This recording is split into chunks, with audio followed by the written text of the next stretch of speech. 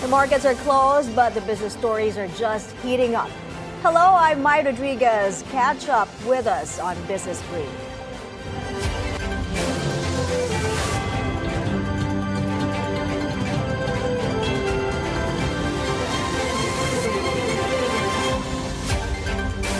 Iran launches a missile strike on southern Israel Friday, damaging several residential buildings as conflict between the two countries enters its 8th day. At least 6 people were injured and emergency responders continue to search for casualties. Israel and Iran's air attacks is now on its 2nd week. European officials are trying to draw Tehran back to the negotiating table.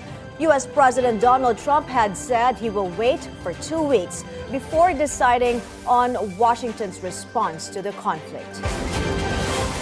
Asian shares are mixed on Friday as investors await more clarity on whether the U.S. will join Israel's war against Iran. Investors remain wary after the White House said President Donald Trump can decide whether to launch an attack on Iran within the next 2 weeks, even though he still believes diplomacy is an option. Trust in President Trump. President Trump has incredible instincts, and President Trump kept America and the world safe in his first term as president in implementing a peace through strength foreign policy agenda. And with respect to Iran, nobody should be surprised by the president's position that Iran absolutely cannot obtain a nuclear weapon. He's been unequivocally clear about this for decades, not just as president, not just as a presidential candidate, but also as a private citizen. Both Japan's Nikkei 225 and Singapore's Straits Times are currently flat, while Hong Kong's Hang Seng, South Korea's Kospi, and China's Shanghai Composite are in positive territory. However, Australia's ASX 200 is in the red after falling by 0.27%. In the currency markets, the US dollar is flat against the Japanese yen and the Hong Kong dollar, but falls against the Singapore dollar and the South Korean won. Meanwhile, the greenback rises against the Thai baht, while the Australian dollar gains ground against the US dollar. In commodities and crypto, gold prices drop by over 1%, while West Texas Intermediate crude rises. Brent crude falls by more than 2%, and Dubai crude remains flat with a downward bias. Both Bitcoin and Ethereum, meanwhile, gain 0.2%. Motorists better gas up now as oil prices are expected to spike big time next week. Based on 4 days of trading, the cost of diesel could jump by nearly 5 pesos per liter, gasoline by up to 3 pesos per liter, and kerosene by as much as 4.40. Crude oil trading has been volatile in recent days amid escalating tensions between Israel and Iran. President Bongbong Marcos has said the government is ready to extend fuel subsidies to sectors severely affected by potential supply disruptions in the Middle East. As global tensions escalate and economic headwinds grow stronger, questions are mounting about how these developments will shape the Philippine economy, especially with oil prices on the rise, inflation coming off a downtrend, and the Bangko Sentral cutting interest rates despite ongoing uncertainty. Will surging oil prices and geopolitical shocks derail the easing inflation trend? Could the BSP's rate cut prove premature if external pressures intensify? And how resilient is the Philippine economy in the face of mounting global risks? Joining us now to provide clarity and context is Mr. Diwa Gunigundo, former Deputy Governor of the Bangko Sentral ng Pilipinas. Mr. Gunigundo, thank you for being with us. Thank you very much for having me here. Let's start our conversation with domestic pump prices. Diesel is projected to have a huge spike, almost 5 pesos per liter next week, as tensions between Iran and Israel send markets into a tailspin. Now, what's your take on this? Well, it's possible to see some incipient price pressures building up from increased petroleum prices.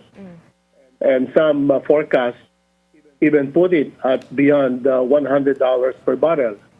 In fact, JP Morgan came up with a forecast of as much as $130 to $150 per barrel.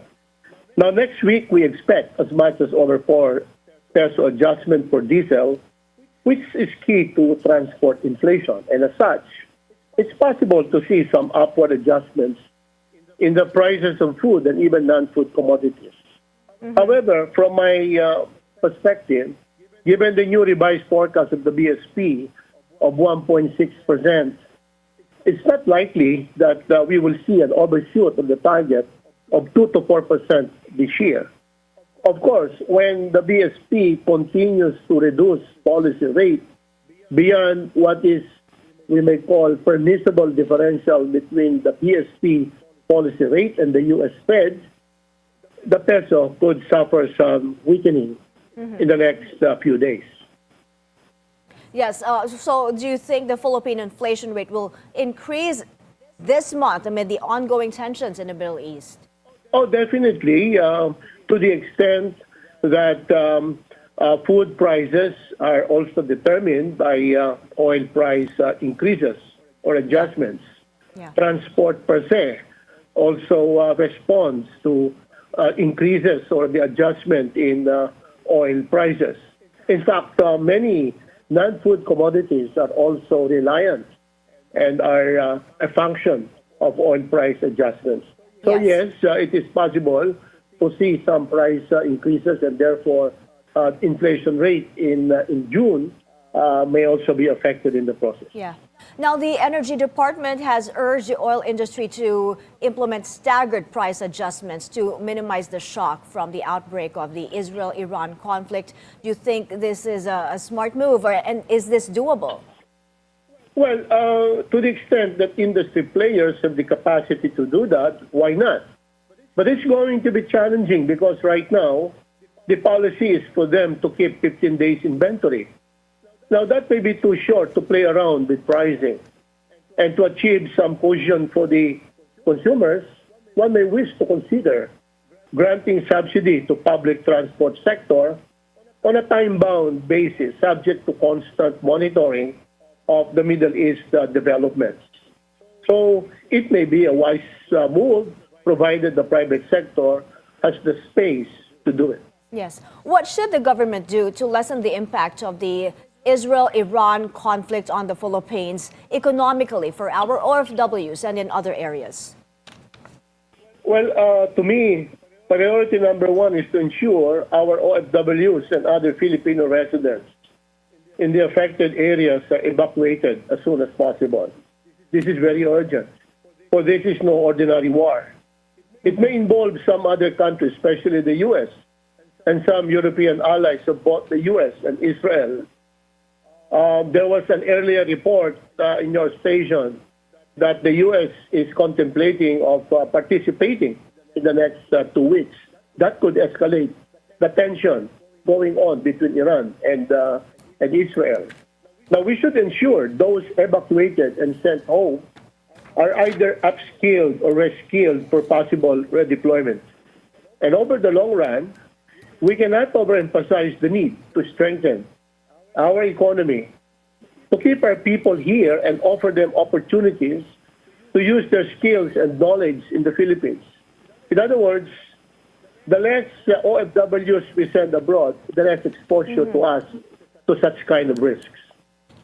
Right. Now, on to the BSP's rate cut of 25 basis points yesterday, citing a moderate inflation outlook. Was it too aggressive given the tensions in the Middle East and the weakening of the peso, or it should have kept interest rates steady and observed the effects of the conflict first? I agree with the BSP that they have the space, sufficient space for monetary policy easing. Both the actual inflation reading for the last 5 months, okay, and the actual risk-adjusted forecast for 2025 at just about 1.6, and then for 2026 and 2027 of less than 4%. I think the BSP has sufficient space to ease monetary policy. At the same time, the weak performance of the economy in the first quarter could also make use of lower interest rates.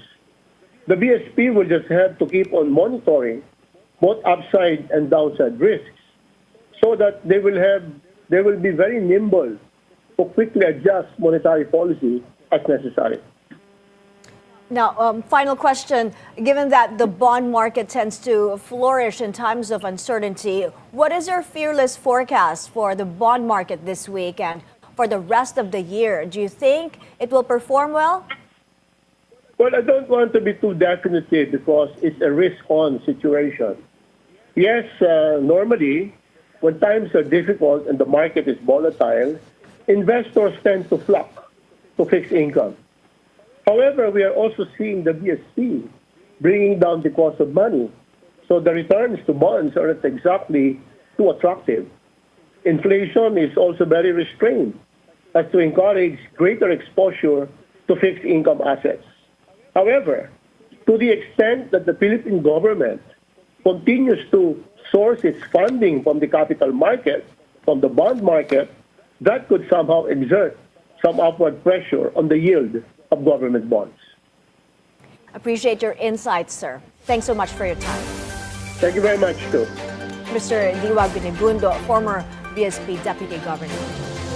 The Philippines' overall balance of payments position recorded a deficit of $298 million in May. Data from the Bangko Sentral shows this is significantly lower than the $2.6 billion deficit recorded in April.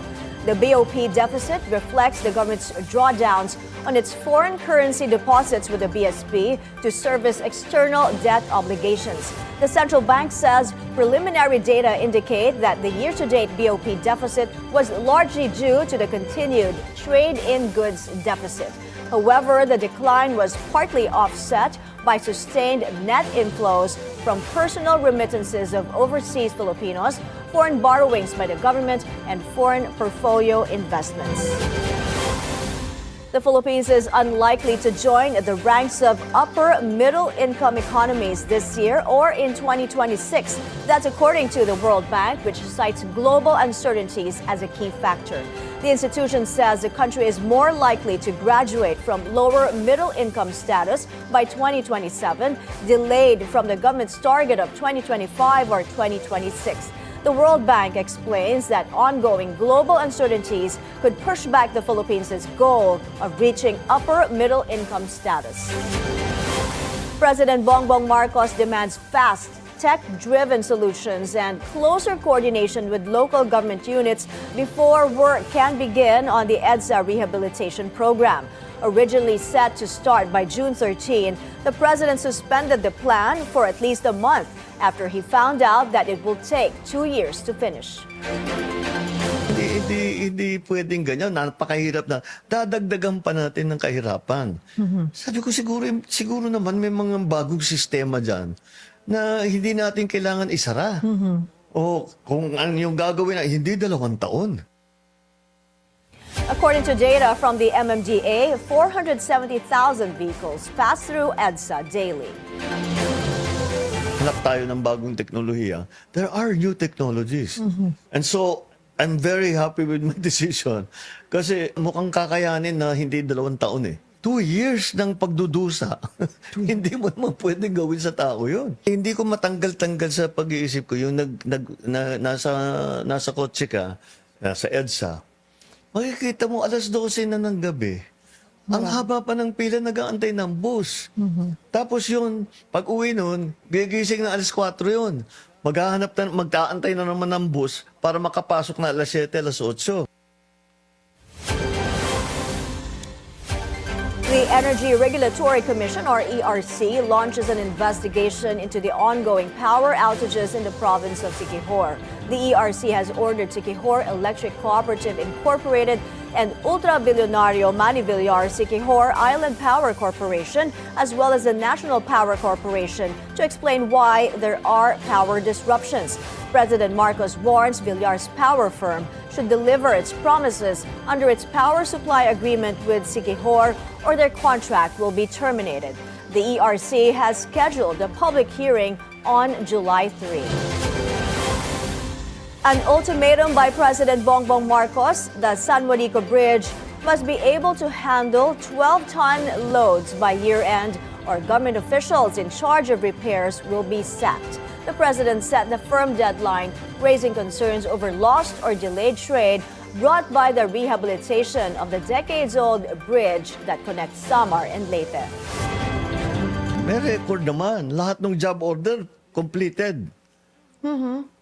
Pero tignan mo, puro kalawang. Hindi nila ginawa. Tapos pag tinanong ko na naman yung mga lokal, sabi nila, hindi namin nakikita yung mga engineer na nag-aayos niyan. Never namin sila nakita. Ngayon na sila dumating. For the meantime, the president ordered the Coast Guard to help transport perishables from alternative ports. We're taking a short break. More business stories are up next. You're watching Business Brief.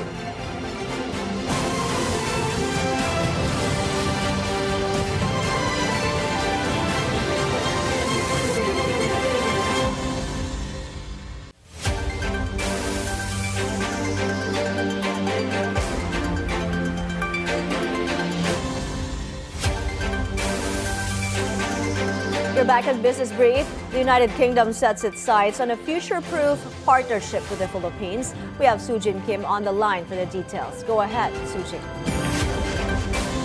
Mai, the United Kingdom is pushing to deepen its strategic trade and investment ties with the Philippines, with bilateral trade now at £3 billion, a figure officials aim to substantially increase over the next 3 to 4 years. UK Trade Envoy George Freeman underscored that 99% of Philippine exports to the UK are tariff-free, reflecting Britain's strong commitment to open and fair trade. Currently, the Philippines maintains a trade surplus, exporting around £1.8 billion worth of goods and services to the UK, compared to $1.2 billion in imports. Freeman emphasized the importance of moving away from purely transactional trade towards strategic partnerships that can drive sustainable and inclusive growth. Key areas identified include cybersecurity, digital identity, digital health, renewable energy, and infrastructure innovation. The UK is particularly keen to support the Philippines' transition to clean energy to reduce reliance on coal and mitigate global supply chain risks amid geopolitical tensions. British companies like Octopus Energy are already present,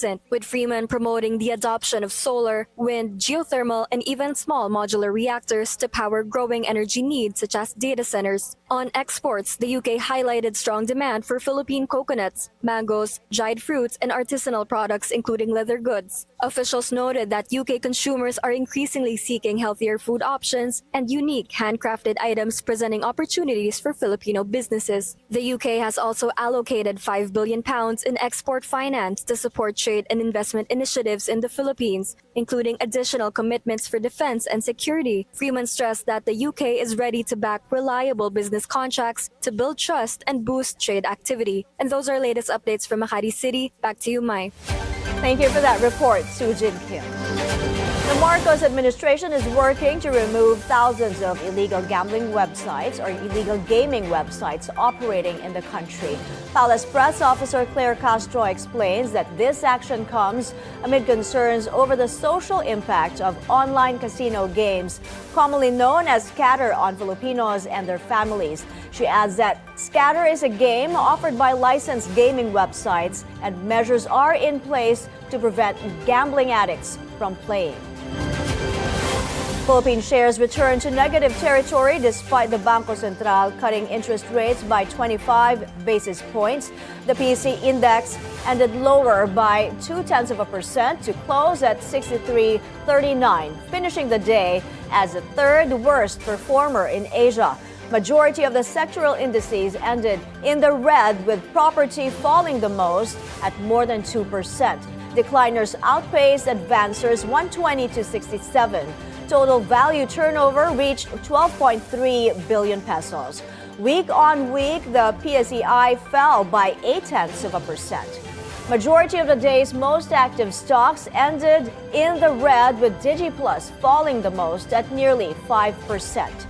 Meanwhile, the foreign exchange market, the peso is currently trading at 57.22 against a greenback, strengthening from the previous close of 57.45.